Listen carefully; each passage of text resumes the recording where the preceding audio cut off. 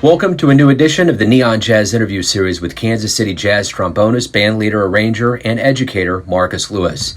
UNESCO Creative City KC recognized him as the winner of the 2020 American Music International Innovator Award for his leadership and creativity in musical composition and as a creative director for the Marcus Lewis Big Band, and for his original compositions fusing the big band jazz tradition of Kansas City with the latest and greatest hip-hop from Kemet and Kadesh Flow with Brass and Boujee. This award recognizes musicians who have demonstrated a unique combination of American musical genres by fusing these sounds into new contemporary music that sustains the American music heritage and legacy of sound. Marcus is a very well-educated cat, and he is busy these days leading his own quintet and 18-piece big band. Over the years, he's been doing this for a long time with the likes of Aretha Franklin, Prince, Janelle Monáe, Bruno Mars, and so many others. He has a passion for education and is the founder and artistic director of Future Jazz, a nonprofit dedicated to jazz education, along with being an adjunct jazz trombone professor at the University of Missouri, Kansas City. He's got a great story. Enjoy. Before we get into UNESCO and some other things, I guess the first question to ask that's probably the most glaring thing that's in everybody's faces right now is COVID-19. And how did you find out, like early to mid-March, that life was going to change and we were heading towards this world of no live jazz? Yeah, I mean, well, like I learned about it, on the news, and just I have a family member who's a doctor, and they were kind of telling us to watch out for it. And yeah, I mean, like I quickly saw that, this was a dangerous thing and that there wouldn't be any live music. So I've just been trying to deal with that and, try to stay positive and kind of think what's next and stay ahead of this thing. So what about shows? Did you have a bunch of shows, a lot of things that just started kind of getting canceled? Oh, yeah. I mean, like, I had shows, summer jazz festivals. Like 2020 was my best, in February, 2020 was like my best year so far, as far as dates, so yeah, it was really, catastrophic to see all those gigs go away. Yeah. Yeah. Well, the one thing I did want to talk to you about too, which is a part of 2020, obviously, for things going really well. You got the American Music International Innovator Award, the UNESCO designation. Talk to me a little bit about this designation and kind of what this means. Just kind of how did this come about? Yeah, so it was a huge honor to receive that award. It was great to hear some good news during, some not so good times. So that was a great uplifting that day when I found out about it. Yeah, I mean, it means for me, letting me know that I'm on the right track, and also just getting the music to a wider audience, because this is, international. So I just really have been wanting and was planning to try to do some things overseas in 2020. So hopefully when everything's, normal and we can travel and be safe, hopefully I can start to build those bridges overseas and start to do some music abroad. So you were really recognized for your work with the big band, fusing, the best in big band jazz with cats from the hip hop world. Talk to me about how you feel about that during getting this award because of that designation. I mean, it feels great to get that. I wasn't like trying to set out to be like, innovative. It's just like what naturally happens. And I think that's why it's a really great project, because it wasn't forced, like, oh, we're going to, start this, use this hip hop and big band thing, and try to make something of it. It happened in a really natural space. And that's kind of like my whole philosophy about music is it has to come from a natural place. And I think if it does that, it will resonate with people. So it was really nice to see UNESCO realize that and, give me the award. I mean, and that seems to be a trend in modern jazz. I mean, taking all of these elements, and the more I talk to people and musicians about this, it's like one leads to the other leads to the other. All of them are kind of fish swimming in the same pond. Yeah, I mean, you know, that's like been the trend of jazz and just in general, like Black American music. It's like it never is stagnant. I think sometimes we, you know, like to listen to music from our childhood when we were young and have a certain sense of nostalgia, and it makes us feel good. But ultimately, if we look back at the history of jazz and Black American music, it is always constantly evolving and changing. And I think that's what keeps it really fresh and innovative, but in a natural way. You know, you've continued this trend of UNESCO designation for Kansas City. Kansas City actually got it. You've gotten this. What do you think this designation does as far as the way the way the rest of the world views us musically and even jazz-wise? I think it's huge, you know, to be recognized as a, you know, international jazz city. I think Kansas City has always been viewed as, you know, a jazz city because of Charlie Parker and Basie and people like that.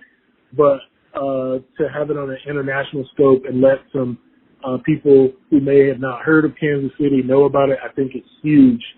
And so while the world's watching, hopefully when we get out of this pandemic with more eyes on Kansas City, hopefully the music scene will show how great the scene is here, and wonderful talent and musicians, and how innovative a lot of people are here. Now, as a part of this UNESCO designation, there was a We Recruit 2020. There was a virtual big band performance, Togetherness. Talk to me a little bit about this performance and how it's gone over.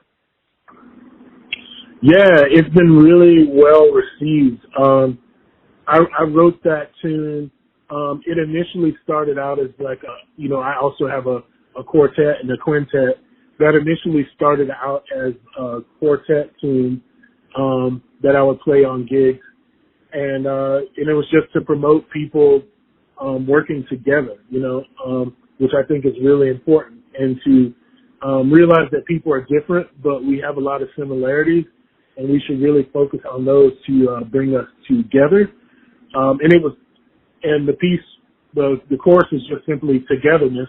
And so I would play the song, we would improvise, and then we'd have the crowd just constantly the whole time through saying togetherness the whole time. And then, as you know, the composition, I always believe that compositions are never finished. They're always evolving. So this composition evolved into a big band arrangement. And then, of course, I've been working with Kemet and Kadesh, so I asked them to put a couple of verses on it, and people really, really dug it. And, of course, we were one of the first bands to do in Kansas City the virtual big band thing, so that was quite the process, but it was very rewarding. So what do you see the recovery for Kansas City being like? I mean, Kansas City's a town prior to this shutdown that was really obviously going through quite a bit of a renaissance. There was things going on all over the place. People were moving here from other big cities. What do you see the recovery like when we do actually get back to live music? I think it's gonna be great, and I think actually what this pandemic will maybe do is give a newfound energy. I think when people start back playing for live audiences again in a normal setting, hopefully we can get back to a normal setting. I think there's going to be this renewed energy, that will help the scene grow even more and bring more awareness. And I think because people are starved for live entertainment, I think more people are going to come out and support live music because we haven't had it for so long. I think sometimes people get, and one of the things that I try to do is to not, perform a whole bunch, because I think sometimes people can get used to seeing you, you know what I mean? Like they can get used to seeing you, so they might not come out because they're like, oh, I can see this band, every Thursday at, the Blue Room or whatever. So I think people are going to be hungry for music. I think the musicians are going to be hungry, and I think there's going to be this new energy that's going to really propel the scene forward in a great way. So when we do return, when both musician and the audience returns to all of these venues, what do you hope we realize about this time away? Any revelations, any silver linings? Oh, that's a great question. I think for me, what we have to realize is like nothing is given. Anything can always happen. So we have to live each day to the fullest. And in particular, musicians, we should like never dial it in, and we should always play like it could be our last time. And I think if we approach it with that type of energy, it's going to really resonate with people, because we can get into the part of music that deals with emotion besides just like notes. So periodically, I don't do it every single time, but periodically when I interview musicians, especially those that have a duality between performing and education, I'll ask, how is jazz doing in, say, 2017 or 2019? And I realized since coronavirus in 2020, I never have to ask that question again, because when I've asked any musician about the itinerary they've had to give up this year, it's staggering. I mean, if we want to take the collective of, say, just Kansas City and then multiply that times all of these other epicenters, say New York, New Orleans, and other places, it's amazing, just for you, for what you said. This was a big amp-up year for you. Isn't it still staggering to think how many gigs and how strong jazz really is? Yeah, I think it's something that a lot of us took for granted, The scene was really thriving, and when those things are taken away, you really start to notice it. I think jazz is alive and well as long as people respect the tradition of it. I think that it'll be here for a long time. I mean, as long as the world's, here. So I think, I'm sorry, could you say the question just one more time? So that it was more of a statement. It was more of a statement. I think you answered it. It was just the notion that okay. I've always wondered how strong jazz is, and it's actually really, really strong because a lot of gigs have been canceled. But during this time, this absence of live music, all of musicians always have memories that they can go back on, or magic moments they've had on stage. Is there anything that resonates with you during this time away from the stage that you think about? It's like, man, that really kind of keeps my head up.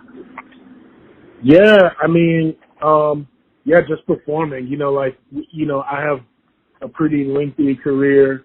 Already, like 20 years as a professional musician, or even more than that. Probably like 24 years. And I can look back into different time periods when I was first starting out. Playing bar gigs for tips, and free beer or whatever. To touring on the road for 8.5 years with Janelle Monáe, and playing for the president, and playing in Brazil, playing at Sydney Opera House in Australia, from then, releasing my first small group CD, and just that CD release party was like a really great moment for me, just looking back at it. And then, of course, my time here in Kansas City and releasing Brass and Boujee and getting all the accolades from that, and just thinking about how music can touch people's lives, and thinking about how all the people that I talk to or interact with at shows, just how happy music makes them. So that's what I'm reflecting on at this time, to stay positive. So, the one thing about the UNESCO designation for you is it's also being a part of Kansas City, and Kansas City has its own charms and it has its own magic. What's going to be key to the resiliency and rebirth of this jazz scene that we have here when everything kind of comes back to life? I think what's going to be key is like energy and like passion, I think that's very key moving forward. I think that musicians can't get comfortable that things will always be the same. For all we know, things may never get back to exactly like they were. We can be hopeful, but I think that we always have to be forward thinking and staying ahead of the curve as opposed to being reactionary. And I think what was enlightening for a lot of musicians, that I've talked to has been that they weren't thinking ahead of the curve. They were just staying kind of in their comfortable zone of how things work. And then when COVID hit, it was like, oh man, what am I going to do now? So always just being able to diversify your talent and your ways of thinking, I think will help tremendously. So in light of this honor from UNESCO, how are you going to continue this tradition of innovation and creative fortitude in your career to keep this going and going and have this be kind of a party forever? Yeah, that term innovation is kind of tricky because I don't think anyone sets out to be like, I'm going to be an innovator. I think the people that are innovators are the people that we look up to. They really just don't force anything. I try to live in the moment and try to make music that is relevant to now, and in my existence.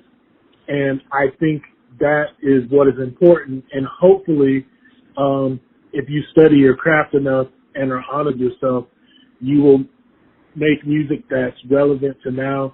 And it may be innovative, it may not. I don't think I want to focus on innovating. I think I just want to focus on getting better as a musician and a person, and that hopefully will translate into my music. And if it's innovative, that's cool. But if it's not, that's cool too. I just really want to make good music and bring people together and make them happy.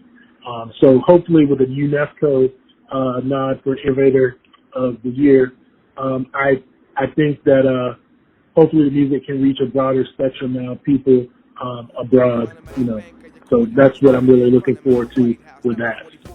Marcus, hey, thank you for taking a minute out today. I really appreciate it. Congratulations on the honor and good luck with everything.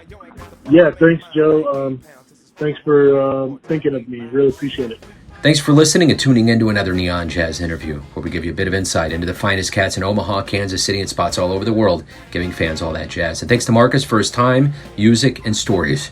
If you want to hear more interviews, go to Famous Interviews with Joe Domino on the iTunes Store. Visit neonjazz at youtube.com, and for everything Neon Jazz all the time, go to the neonjazz.blogspot.com. Until next time, enjoy the jazz, my friends.